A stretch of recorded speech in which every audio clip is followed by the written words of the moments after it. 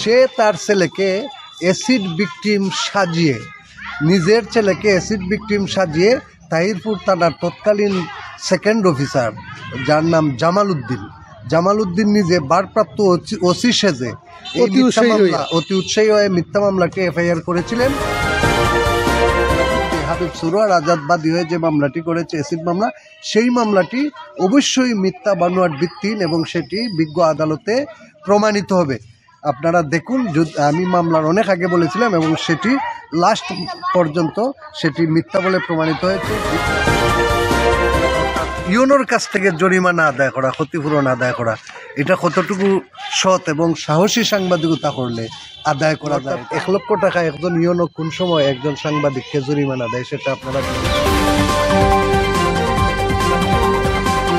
মামলাটি থানা police final report দিয়েছিল এবং বিজ্ঞ আদালত সেটি অ্যাকসেপ্ট করেছিল।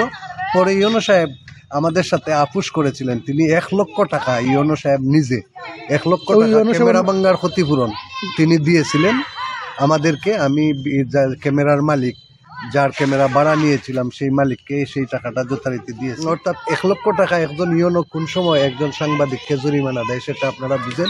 তখন ইউনোর নামটা কি বলছিলেন তখনকার তৎকালীন সময়?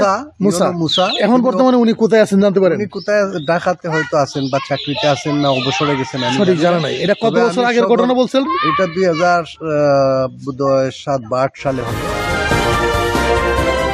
এটা আমি আবারও বলছি যে উনি আমাদেরকে নগদ 1 লক্ষ টাকা ক্ষতিপূরণ দিয়েছিলেন। অর্থাৎ ইউনোর কাছ থেকে জরিমানা আদায় করা, ক্ষতিপূরণ আদায় করা, এটা কতটুকু সৎ এবং সাহসী সাংবাদিকতা করলে আদায় করা যায় এটা আমরা এখনো নির্ধারণ করতে পারি। আমরা এখনো দেখতেছি সত্য কথা লিখতে গিয়া, যেমন আমি নিজেও একজন সাংবাদিক গিয়ে সত্য কথা লিখতে গিয়া আমি ডিজিটাল নিয়ন্ত্রণে মামলা শিকার হয়েছি। তারপরে একজন চাঁদাবাজ সন্ত্রাসী সাংবাদিক নামধারী আজাদ কর্তৃক তার চোরাচালান চাঁদাবাজি নিয়ে নিউজ করতে গিয়ে আমি অ্যাসিড মামলায় আক্রান্ত হয়েছি। এই ধরনের আক্রান্ত তো প্রায় সময় আমরা দেখতেছি সাংবাদিকরা হইতেছে। এই দুর্নীতি কি বন্ধ করার কোনো উৎস সিস্টেম কি নাই আপনার জানা মতে, কিংবা এই ব্যাপারে কি পরামর্শ দিয়েছেন? অবশ্যই দুর্নীতির বিরুদ্ধে ব্যবস্থা নেওয়া সাংবাদিকদের যদি জানাশোনা থাকে, আইনের প্রতি শ্রদ্ধা থাকে, অভিজ্ঞতা থাকে, সাংবাদিকতার কলা কৌশল জানা থাকে, তাইলে একজন সাংবাদিক নিজেকে রক্ষা করার জন্য যথেষ্ট বলে আমি মনে করি। তো যেমন মিথ্যা মামলা আমাদের সুনামগঞ্জে সাংবাদিকদের মধ্যে এটা নতুন কোনো ঘটনা নয়।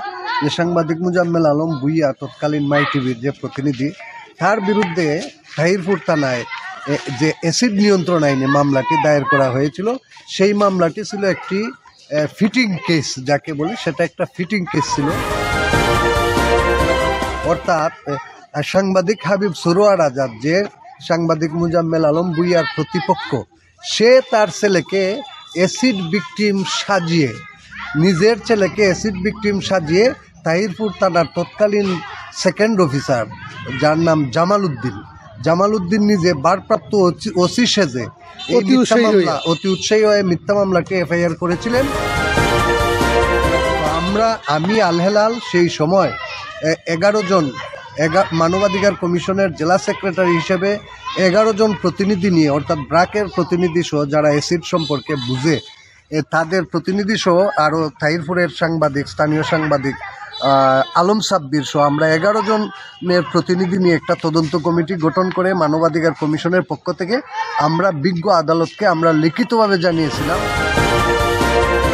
প্রতিবেদন দিয়ে, যে এই মামলাটি একটা ফিটিং কেস এবং সুনামগঞ্জ জেলায় এ ধরনের অ্যাসিড মামলা, মিথ্যা অ্যাসিড মামলা আরও হয়েছে, যে মামলাগুলো বিজ্ঞ আদালতে ঠেকেনি, এই সব কথা বলে এবং আমরা যুক্তি তর্ক দিয়ে আমরা আদালতে একটা তদন্ত প্রতিবেদন দিয়েছিলাম মানবাধিকার কমিশনের পক্ষ থেকে। আমরা বলেছিলাম যে এই মামলাটিও, অর্থাৎ মুজাম্মেল আলম ভুইয়ার বিরুদ্ধে হাবিব সুরোয়ার আজাদ বাদী হয়ে যে মামলাটি করেছে অ্যাসিড মামলা, সেই মামলাটি অবশ্যই মিথ্যা বানোয়াট ভিত্তিহীন এবং সেটি বিজ্ঞ আদালতে প্রমাণিত হবে। আপনারা দেখুন, আমি মামলার অনেক আগে বলেছিলাম এবং সেটি লাস্ট পর্যন্ত সেটি মিথ্যা বলে প্রমাণিত হয়েছে।